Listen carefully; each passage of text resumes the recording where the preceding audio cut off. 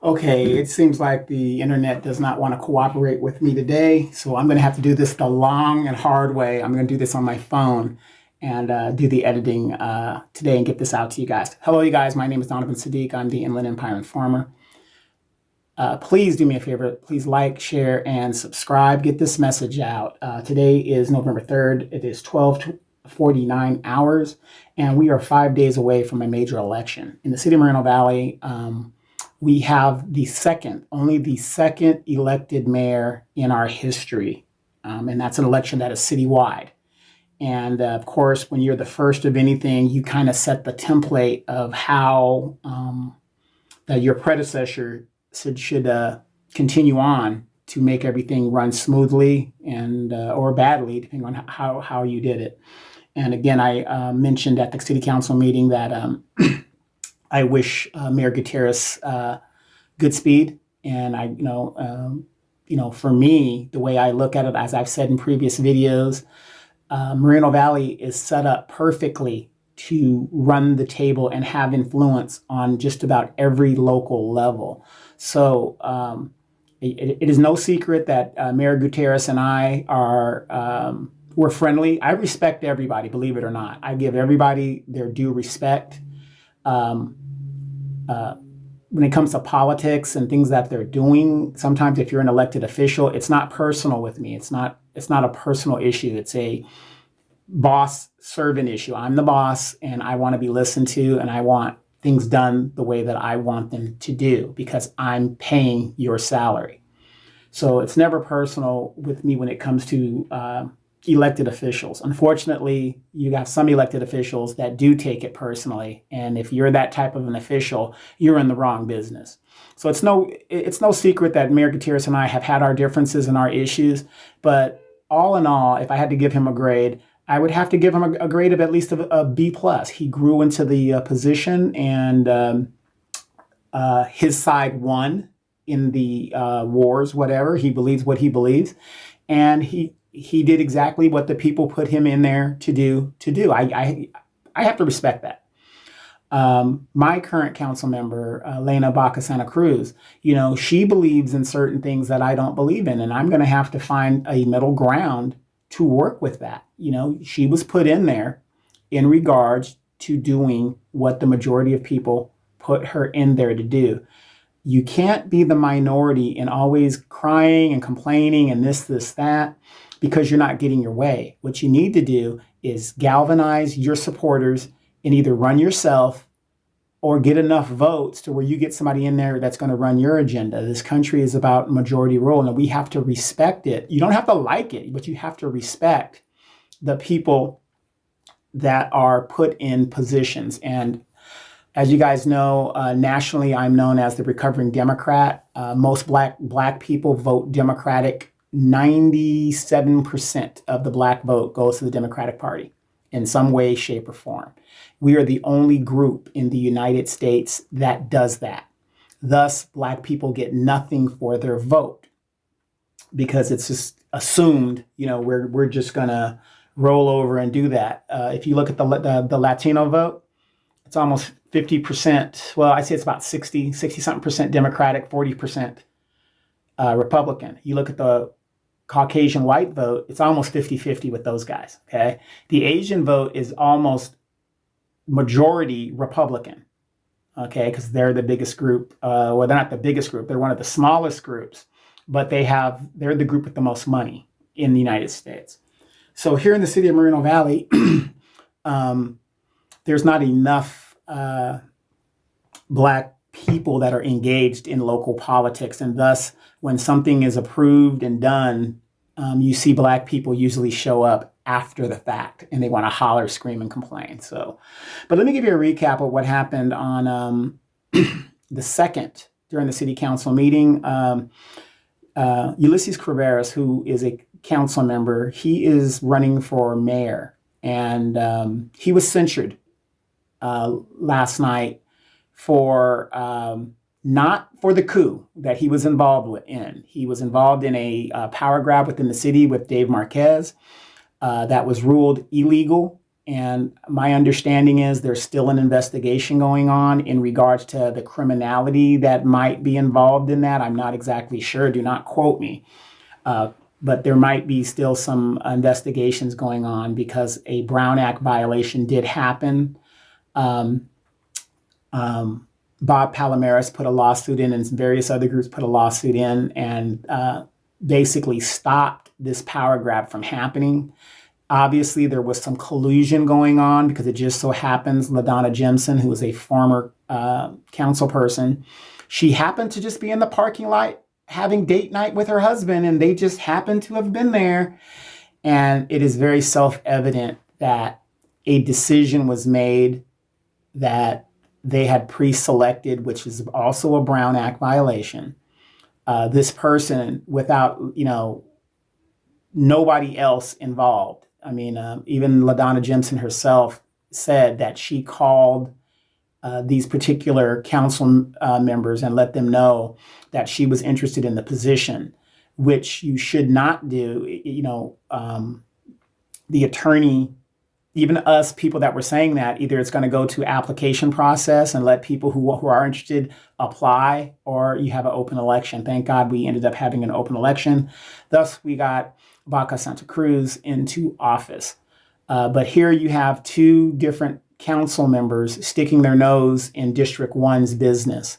And the mayor is not oblivious of it, but he had no input. So why would two council members, not one of them being Mayor Pro Tem or the mayor, think that they had the power to appoint when, they didn't have the power to do so? And if they think that they did, that's very scary as a citizen, when you have council members who are servants that think that even though they have no official title to override another, that kind of would be like a state. Okay, let's say the governor dies in Las Vegas, Nevada, right?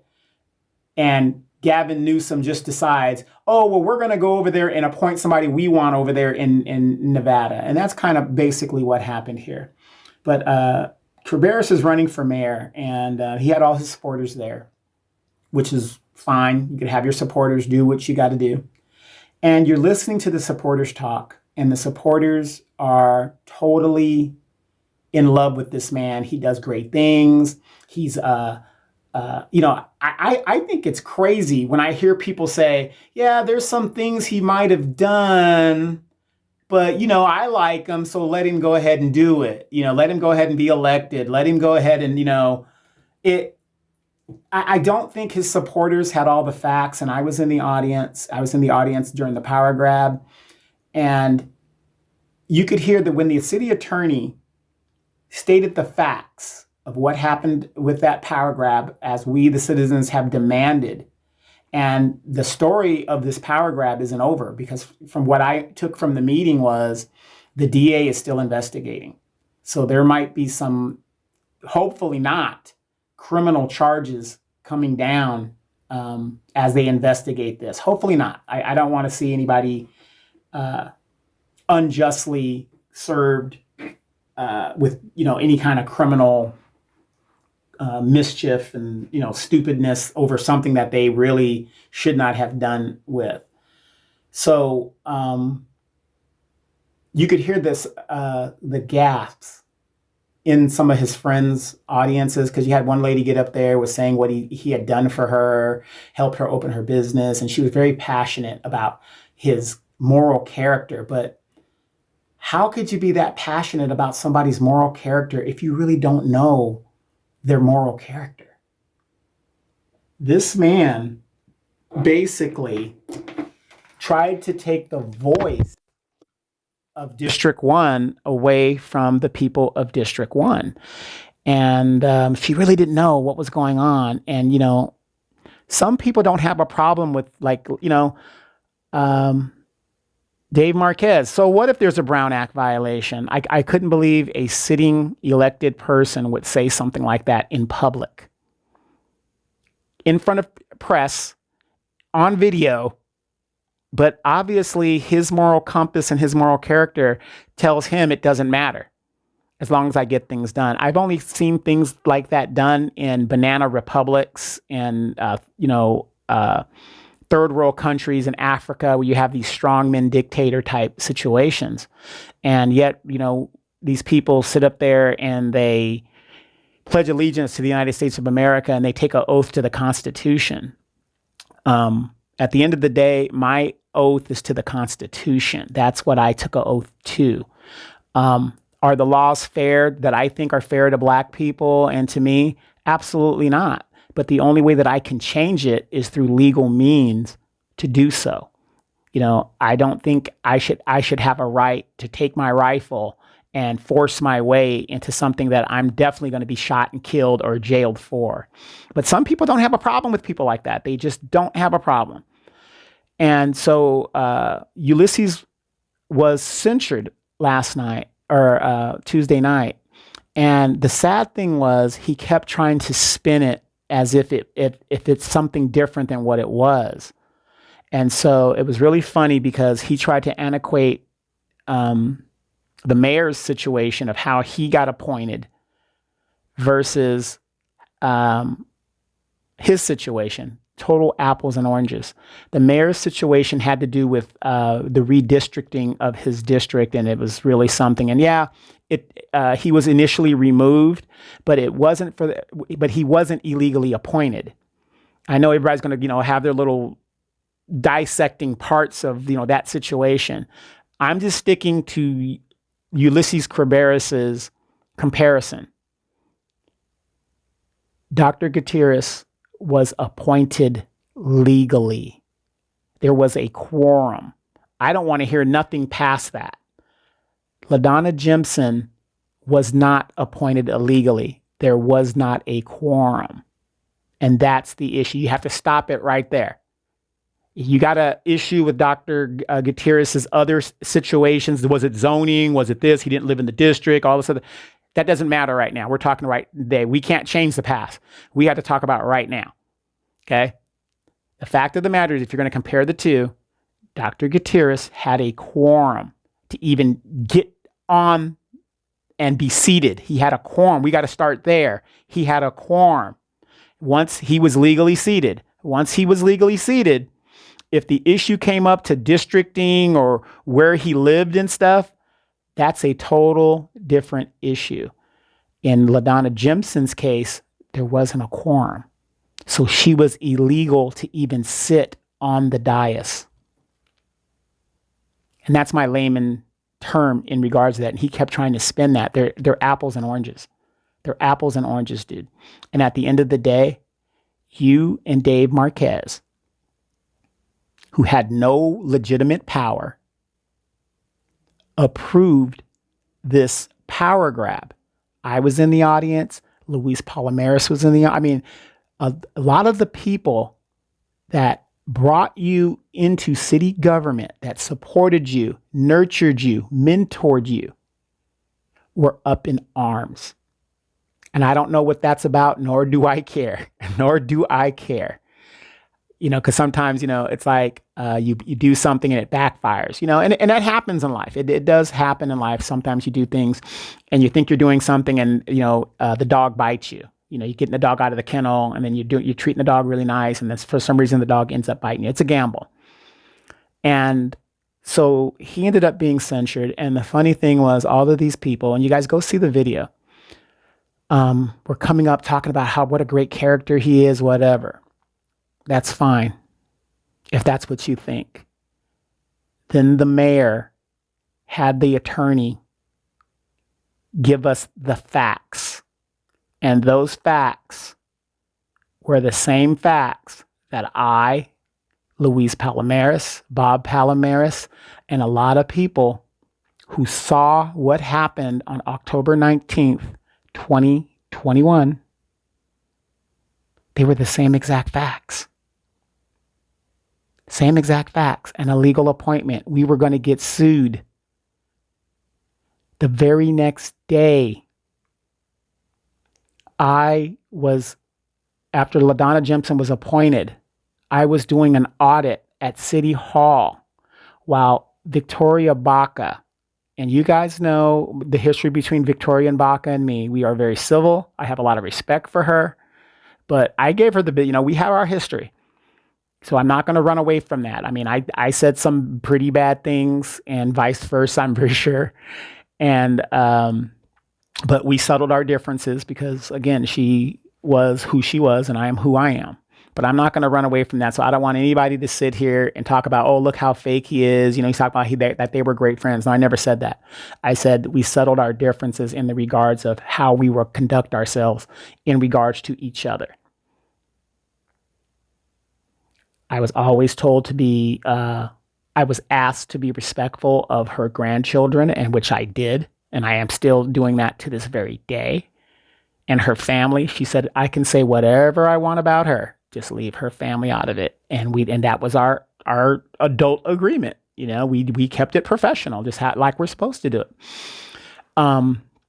So I was at City Hall that next morning, and I was going to do a fire request in regards to what had happened and all this other stuff. And who do I see coming into the building? LaDonna Jimson. Now, remember, Victoria Baca is being laid to rest that day, that morning. Okay, she had the public thing, which I paid my respects were there, but I'm not going to gaslight anybody and go there and act like, oh, well, what a great friend she is to me and whatever. I don't think my presence at her going away was necessary. So I wanted to take care of some other business because I knew a lot of people are going to be at the initial resting. And so I wanted to do some other stuff in regards to the coup. And I see LaDonna Jimson come in. And I know there were some people saying, oh, you're a liar. You weren't there the next day and all this other stuff. Go to News from the Edgemont. You will see a video, even on Facebook, the IE Informer. You will see a video of LaDonna Jimson coming into City Hall while they're laying Victoria Baca to rest. The night after she was illegally appointed, you guys should have seen my jaw just drop. What kind of ghoulish behavior is this? For I don't care how much you dislike a person, they are being laid to rest and people are grieving, and her coworkers and people who care about her are there to say their goodbyes and all of this stuff. This woman showed up and went to the office to clean out this woman's office. My jaw just dropped. I got this on video. It's unrefutable. You can go look it up. The very day. Now just think how the Baca family felt. The Wilson family felt. I'm sorry, I don't know all the surnames of the family members of the Victoria Baca, but just think how they felt, because in order for LaDonna Jimson to have access to that office, you need the city clerk. And she was at the funeral and she was called away. She was called away. Sorry about that, you guys. She was called away to come and deal with LaDonna Jimson. That's a fact. So during that day, I don't know what was happening. I called the district attorney and I talked to somebody in the district attorney's office, and they said, we saw what happened. You do not have to come in and file paperwork. You don't have to do it. We saw. And not that I don't think that they're not going to do their work, but everybody, you always got to create a paper trail. Saw that on Barnaby Jones, by the way. Always create a paper trail. Not that I don't trust these people, but without a paper trail, you don't have a case, right? So I said, hey, I'm coming down. I just want to get this thing going. And I filed with the district attorney just to be sure that they would investigate the Brown Act violation by creating a paper trail so that they have to do their job. Of course, everything was overturned. A cure and correct actually happened. And they talk about how great this man's character is. The next city council meeting. Now, remember, in the initial meeting, Even though the clerk tried to warn him, the citizens tried to warn him. The attorney was the very first one. Stood up, put it on the record. Go look at the video. Then the clerk tried to warn him. They overrode him. And you can see a video of Ulysses Cabrerras saying, well, we thank you for your advice, or something like this. We have the power to override you and not take your advice, or something like that. And he was like, it was almost like somebody told him something and put him on blast that it was factual. This is why you need to listen to the experts and the people that know what they're doing. A city attorney is specifically put there to protect the city from lawsuits. That's their whole entire job, is to protect the city from lawsuits. And he tried to do that, and that decision was totally ignored. So they went ahead and did the illegal appointment. Next city council meeting, after everything blew up, it was in the press enterprise. People were upset. It was all over the place. It couldn't be done. Other city officials were saying, what the hell is going on in Moreno Valley now? Incredible. 2 weeks pass. Everybody's in panic. I do believe that these closed meetings in a democracy, since we're the bosses, all of this secrecy needs to stop. If you can't conduct business in broad daylight, that's repugnant to a democracy. That goes to show you we really don't live in a democracy when you're hiding things. We have a right to know what our servants are doing in our name. Think about that. We have a right to know. And maybe we can interject some wisdom to some of these people that get elected to office and don't know what the hell they're doing, and and they're very young.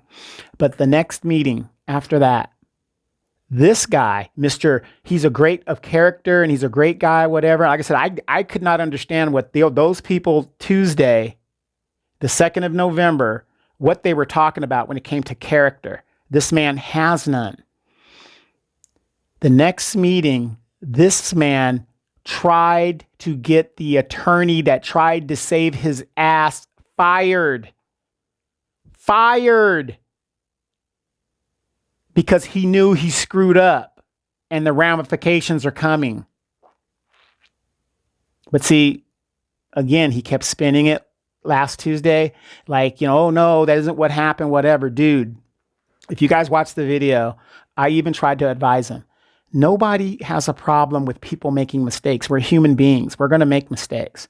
The problem that I have with Cabrerras is this. I believe that, number one, he was too young to be sitting on that dais and not enough experience. The guy, it just came out of diapers, okay, in my opinion, to be making decisions on 208,000 people in the city of Moreno Valley. And that immaturity showed. He was led down a road that he did not fully understand. And he keeps trying to fake it until he makes it. And I'm sorry, you're not making it. You're not going to make it. You're dealing with people that have a lot of experience, okay? So instead of saying I screwed up, this is what I did. One thing about America is we love comeback stories. That's why Rocky is such a great movie. Okay, we love comeback stories. And just like I advised him last Tuesday, I said, the problem is you won't accept accountability for what you've done. That's the problem. And you keep trying to spin it like it's somebody else's fault. No, this is all on video. Then when the attorney presented the facts, how are you going to sit there and kind of say around the way that we, the public, are lying and we're just anti this and we just don't like him and this, that, when everything everybody in the audience said was basically the facts of the case of what happened. I don't recall anybody lying on you in regards to a power grab that happened in Moreno Valley. The video shows you were in cahoots with it. The video shows you overrode the attorney because we know Dave Marquez doesn't have the mindset to do that. You took on the leadership of doing that and being the talking piece.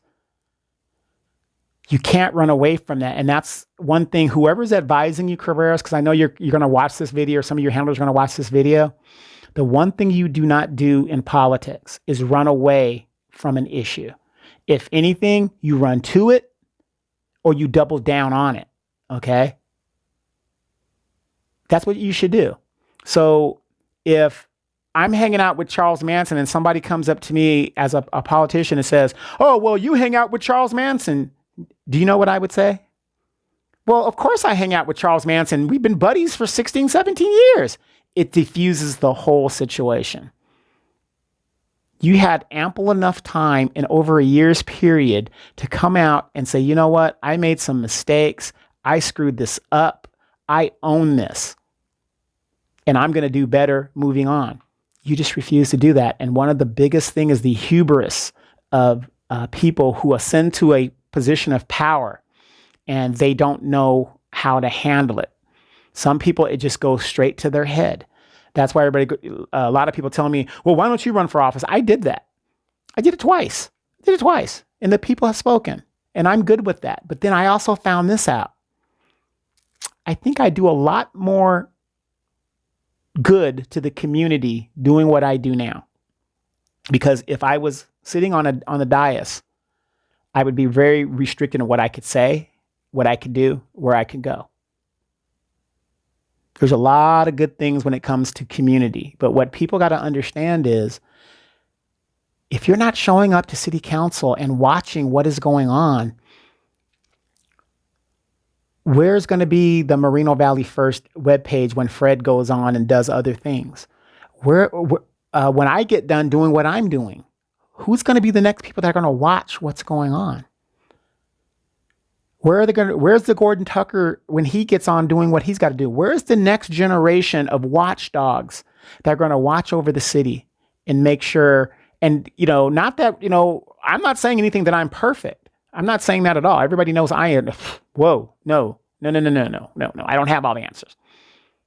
But I do go to city council and I question what's going on. I do that. All this infighting, it doesn't make sense. Do you guys realize all these lawsuits in regards to the WLC has been settled? It's done. The war is over. We lost. But people are still trying to fight a battle that is totally done. All we can do now is hope for the best and try to bring the infrastructure for these trucks and roads and businesses so that we could generate some money to do what we need to do for the city. I don't see to sit here and brood doesn't make any sense. But for those guys that watch the show and listen to the podcast, please go watch the city council meeting that actually happened. This dude, when the facts came out, his supporters, there was a few gasps because a lot of them were not aware of the facts. And Ed Delgado, an under sheriff of Riverside County, a lawman of over 20 years. Okay. Remember, Ed Delgado's got to be a policeman 24 hours a day, 7 days a week. That badge doesn't stop working. And I agree with a lot of stuff that he's saying in regards that we have to clean up and raise the bar on behavior when sitting on that dais. Now, whatever's going on with these factions that's going on, which I would really, really love to understand, I don't know. But the fact is, I do feel that this kid, if he becomes mayor, will cost us a lot of money in lawsuits. He is not ready. Should he stay to, if it was me and if I had my saying, just like anything else, dude, sit there and, wait your, not turn, but like apprenticeship. You got to get some experience where you really understand what's going on. People say, well, Elena's young, Santa Cruz is young, but you got to remember she was an apprentice under her mother. she's been around politics for a very long time and she knows how to operate. That's why when she got on the dais, she was ready to go. That's the difference. I'm very sure her mother took her on protest marching and things and showed her things, that's going on. Now you've got the Lorena's daughter, who's never spoken at city council, starting to speak. The uncle, Chris, he speaks at city council. So Elena was ready to sit on the dais. She has the experience. And if you see her up there, she's doing the work.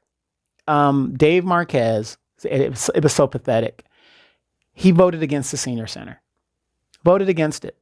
Then later on in the event that night, talk about, I didn't vote against the senior center. Dude, you're on record as voting. This guy, I don't know what's going on with Dave Marquez, but he's vulnerable right now politically. So if you are thinking about, I honestly believe the man needs to step down. He's in over his head. We cannot have people up there voting on things that they don't know what they're voting on. That's a scary situation. Then he pointed out Santa Cruz's district is this and it's that, and he doesn't know what he's talking about. And you guys know, if anybody would know how crappy District 1 is, it would be me. I'm the one riding around here on my little moped, checking things out and doing that. And I'm going to tell you this, in accordance with the city staff. That's why I go up there. I will praise you when you do well, and I will hammer you when you do bad, because I'm the boss and I'm doing the evaluations, and I'm doing the evaluations the way I want to do them. Big things have been happening here in District 1. Now, I don't know all the particulars of it, but I'm seeing construction, new poles, new this, new that. We are finally getting our piece of the pie and trying to catch up. A lot of stuff is going on in here, District 1, and I'm still trying to figure it out. What is this? We got the skate park that's in District 1. We've got some new businesses that have happened in District 1. A lot of things are happening, going on in District 1. Unfortunately, I'm not privy to a lot of it, but from my understanding, if you look at the ledger and you look at the accounting and you look at what's going on, you put it together, District 1 is doing some type of upgrade, be it fiber optic, be it the lamp poles, some of our streets. Work is being done here. And I'm not saying that just to defend her. I'm just telling you, you guys know, all I talk about is my district. I'm not just talking about the Edgemont zone. I'm talking about District 1. There's construction going on all over the place. In the Hemlock area, there's another construction thing going over there. I'm trying to figure out what that is, right? Where the new Starbucks is, where the new fresh grocery store thing is. There's more construction going on in that section. So I don't know if it's another warehouse. I'm not sure, but things are happening on Paris Boulevard. There's construction going on over there as well. So Dave doesn't know what he's talking about. Dave, you need to worry about your district and all those potholes and the demolition derby road that you guys have in District 3 that your residents have been hollering and screaming about for a very, very long time. So the facts have now come out, and the facts have proven that the citizens were correct. And my understanding is there's still a criminal investigation going on. Just because there's a criminal investigation going on doesn't mean anybody's going to be charged. They're looking for any criminal things that might have happened there. And it's just amazing to me that, LaDonna Jimson doesn't show up now to city council meetings. And, this thing was about her, and she didn't show up. Like I said, and I'm not trying to call her out. I'm just calling out the obvious that, she was the catalyst of all of this stuff, going down. For those of you guys that do not know, all they had to do was wait until the mayor came in the next meeting. They would have had a majority and they could have appointed whoever they wanted. What the rush was, I have no idea. But this goes to show you that, these people don't know what they're doing. A simple coup of numbers and they don't know what they're doing. So now coming up in the next city council meeting, you're going to have another censure that has been put on the books. And this has to do with Dave Marquez. And I believe Ulysses Cabrerras again being censured again. Don't quote me on that. But I believe Dave Marquez is now up for censure as well. And that's going to be very, very interesting. And that's going to be very, very telling to the electorate. So in regards to Ulysses Cabrerras running for mayor, and you're looking at his character, a person that tries to steal power tells you a lot about their character, tells you a lot. And I just don't think he's ready to be a mayor. But if that is the will of the people, because he could still possibly win. He could still possibly win. And if that's the case, then that's the case. But according to some people and some factions, if he does win, all hell is going to break loose, as there's going to be no peace and city business will be put to a slow crawl as these people exercise their rights to protest and do what it is they need to do. Now, in regards to Moreno Valley as a city as a whole, I want you guys to think about this.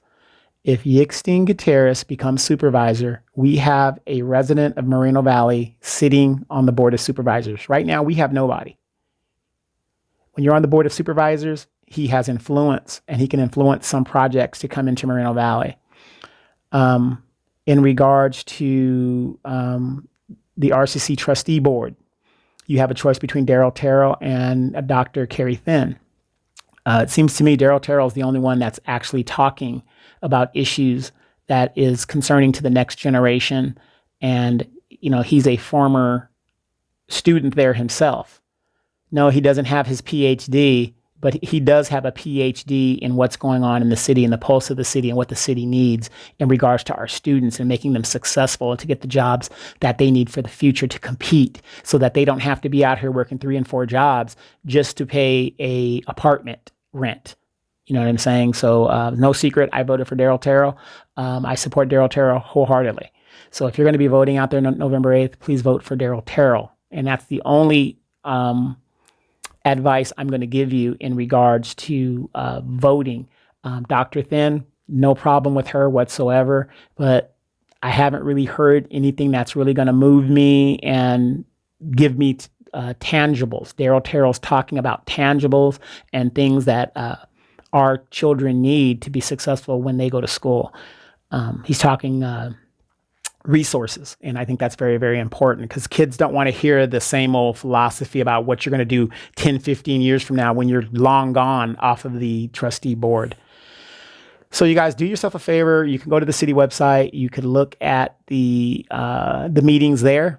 Go to the past meetings. And if you go look all the way to the right, you'll see video. Click that video. The video will come up and you can see the city council meeting for yourself.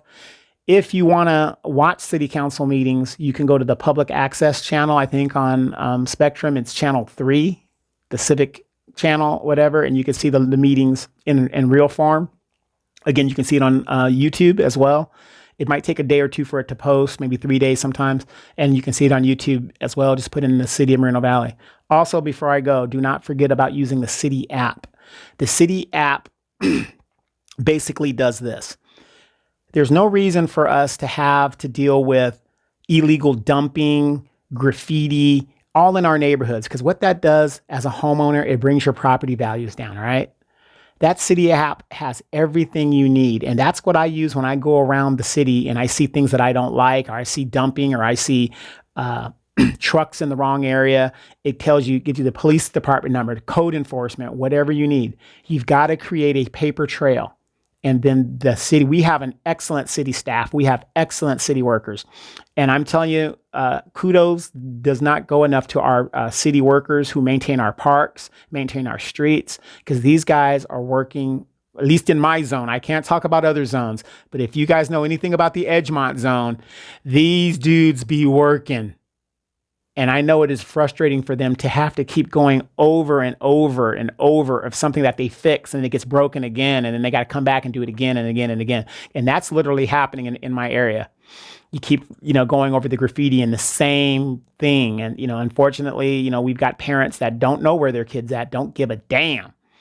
So, big kudos to them. And every time I see them, I always thank them for what they do and stuff. Cause I know I'm one of the people that keep them busy because I'm turning in things on that app.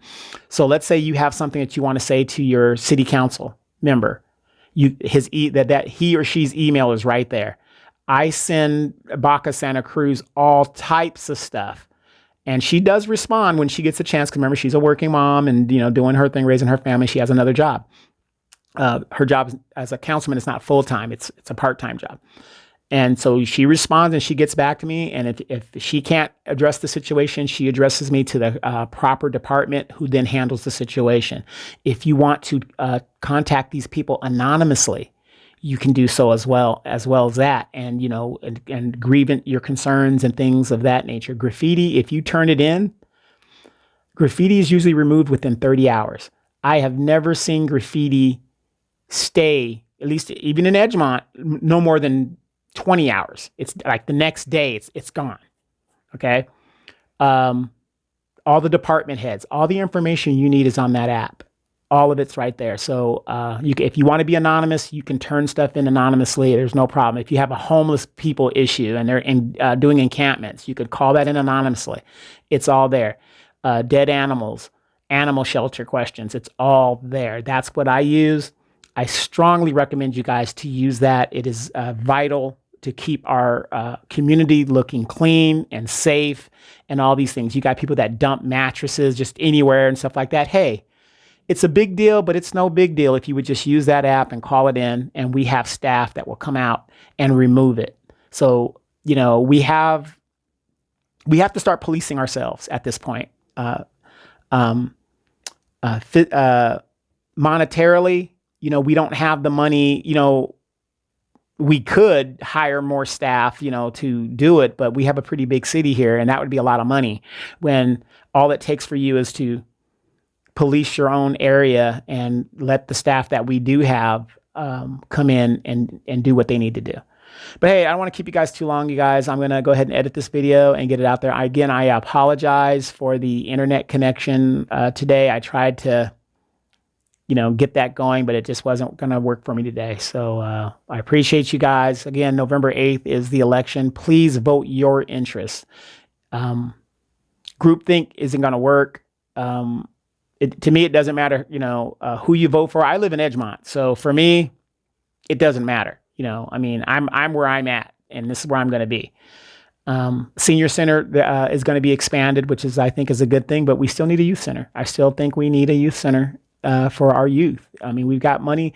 I just don't understand, why are we spending money for people that have money, and yet we've got these kids running around here vandalizing areas because they have absolutely nothing to do. We need to put more resources in these kids that have nothing to do, more so than our seniors. And I understand seniors vote and they do what they got to do, but that also shows a kind of selfishness that I think is prevalent in the older generations.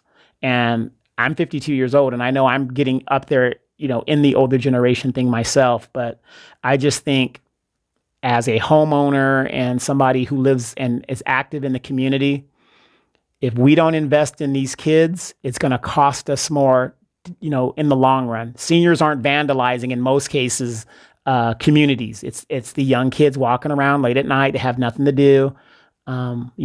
It's one of those things. So I just think that they need a voice, and we need to really seriously think about making if possible, making a joint senior and youth center, and put that thing together where they share, like the military. The military got rid of all the different clubs, officer club, NCO club, airman's club, and they combined them. You have like two sides. So you have this one big building and you got two sides to it. And so I think that would be very, very beneficial and economically sound to the community.